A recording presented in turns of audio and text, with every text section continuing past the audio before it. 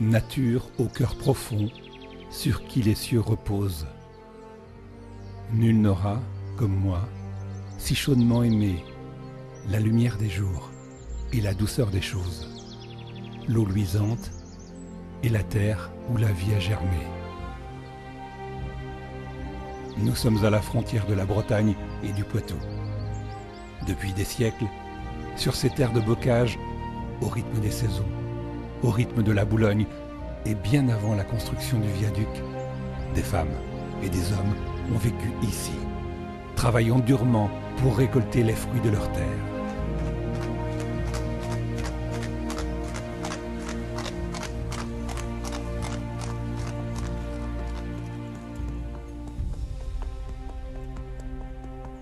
Pour vendre ces productions, des voies de communication sont bientôt nécessaires. Aussi, on décide à partir de la fin du XVIIIe siècle d'améliorer les infrastructures routières.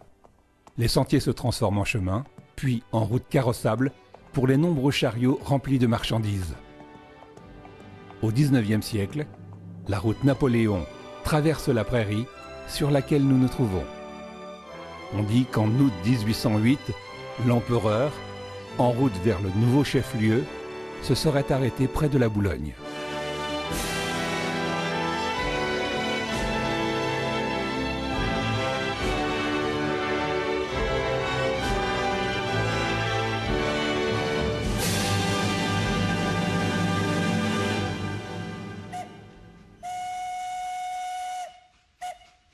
Les années passent. Dès le milieu du XIXe siècle, le projet de construction d'une ligne de chemin de fer voit le jour. La Vendée souhaite profiter de ce nouveau moyen de transport qui contribue déjà, dans les autres régions, au développement économique. Un premier dossier est déposé en 1845, un second en 1853.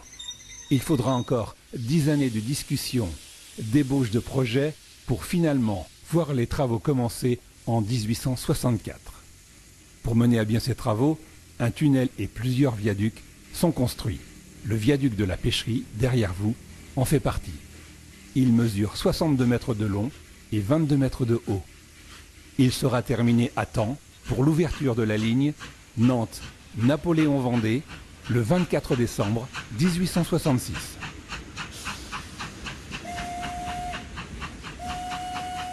Développement routier, chemin de fer, développement économique, le début du XXe siècle est une période prospère qui ne sera brisée que par le choc du premier conflit mondial. De nombreux citoyens, vendéens, partis se battre la fleur au fusil, ne reviendront jamais sur leur terre.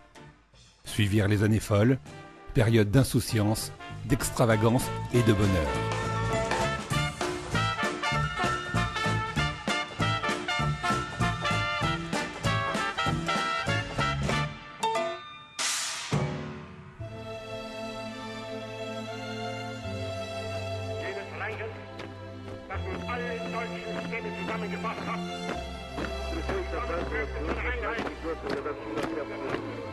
I speak to you for the first time as Prime Minister in a solemn hour for the life of our country, of our empire, of our allies, and above all, of the cause of freedom.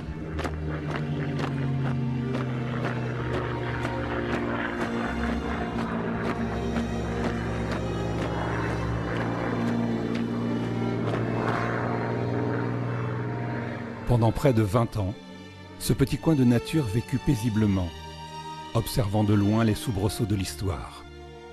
Jusqu'à ce jour de septembre 1939, où, associée à l'Italie fasciste et à l'Empire du Japon, l'Allemagne nazie déclare la guerre au reste du monde.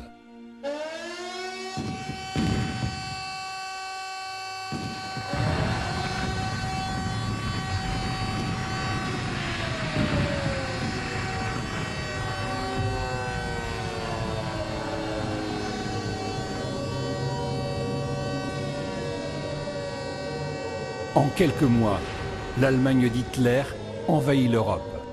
Le 17 juin 1940, le maréchal Pétain, chef du gouvernement, prend la parole. C'est le cœur serré que je vous dise aujourd'hui qu'il faut cesser le combat. Je me suis adressé cette nuit à l'adversaire pour lui demander s'il est prêt à rechercher avec moi, entre soldats, après la lutte et dans l'honneur, les moyens de mettre un terme aux hostilités. En réplique au maréchal, le général de Gaulle lance sur l'antenne de la BBC son appel du 18 juin.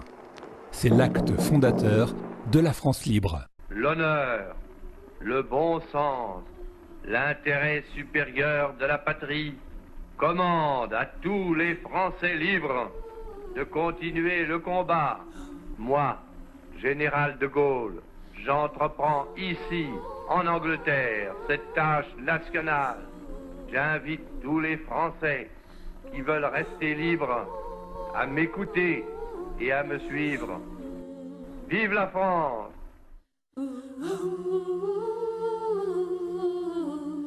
Pendant plus de 3 années, l'Allemagne nazie occupe la France. À Londres, les Alliés se regroupent. Sur le terrain, la résistance s'organise. En juin 1942, de nombreux jeunes gens sont enrôlés de force pour le service de travail obligatoire. Certains partiront pour l'Allemagne, d'autres resteront en France.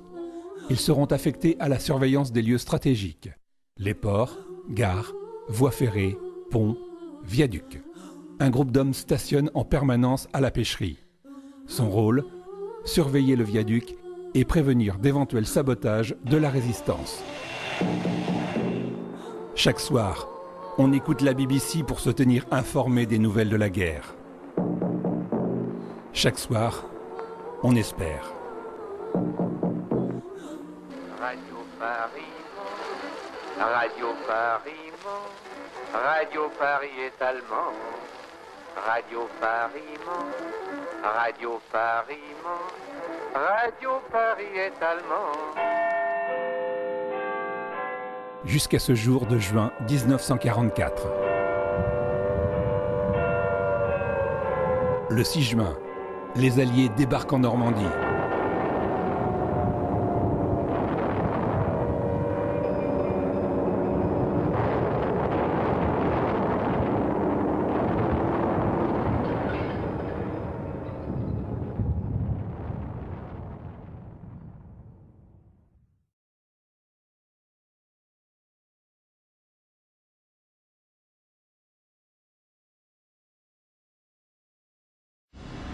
La bataille de la Libération fut longue.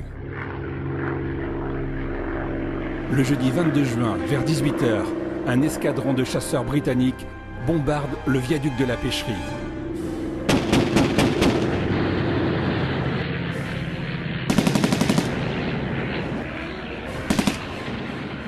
Pendant plus de 30 minutes, un déluge de feu s'abat sur le viaduc.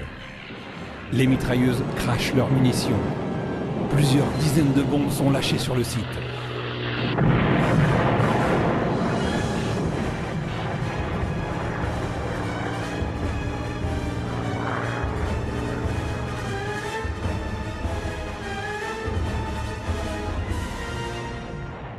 Miraculeusement, le viaduc reste intact. Seul un des piliers est fissuré. Les trains continuent de passer à faible allure. Plus grave, l'une des bombes est tombée sur une habitation de la pêcherie. La maison de monsieur Armand Rabot est entièrement détruite. Dans les décombres, son corps reste introuvable. La surveillance du viaduc reprend. Déjà, le 21 août, pour l'armée allemande, c'est la déroute. Au prix de nombreuses vies, le débarquement et la bataille de Normandie sont une réussite. Alors que la guerre continue dans le nord de la France, les derniers soldats ennemis quittent le territoire en détruisant tout sur leur passage. Et le 22 août 1944, vers 17h,